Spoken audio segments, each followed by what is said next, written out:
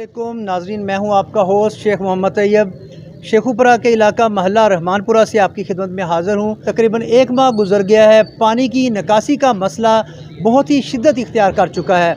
मैं आपको बताता चलूँ कि बारिश हो या ना हो, यहाँ पे जो सीवरेज का मसला बहुत देर से यहाँ पे मौजूद है, जिसका बिल्कुल भी हल नहीं किया जा रहा है। यहाँ के इलाका मकीन जो है वो इंतहाई कर्ब व अज़ियत में मुब्तला है और यहाँ के जो रहायशी है अपने बच्चों को स्कूल भेजने से कासर हैं और यहाँ तक के यहाँ पे जो नमाजी हैं वो अपने ही महल्ले की वाक़या जामिया मस्जिद में नमाज़ पढ़ने के लिए नहीं जा सकते।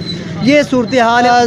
ज़िले इंतज़ामिया शेखुपुरा जो है ख्वाब खरगोश के मज़े ले रही है और फराही इदारे जो हैं यहाँ पे अपने तौर पे यहाँ पे सीवरेज का गटर का गंदा पानी निकाल रहे हैं और सीवरेज को दुरुस्त करने की काफ़ी रोज़ से वो कोशिश कर रहे हैं। जो ज़िले इंतज़ामिया के लिए यहाँ पे सिटिंग गवर्नमेंट है, उनके ओहदेदारान के लिए यहाँ पे एक सवालिया निशान नज़र आता है।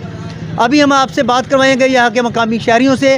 जनाब अली, हमारे हाल देख लो, ना कोई बच्चा स्कूल जा सकते, तो ना कोई बूढ़ा बंदा लंघ सकते, ना कोई औरत लंघ सकते, ना कोई और बच्चे लंघ सकते। हमारा बहुत बुरा हाल है। मेरा नाम दानिश है।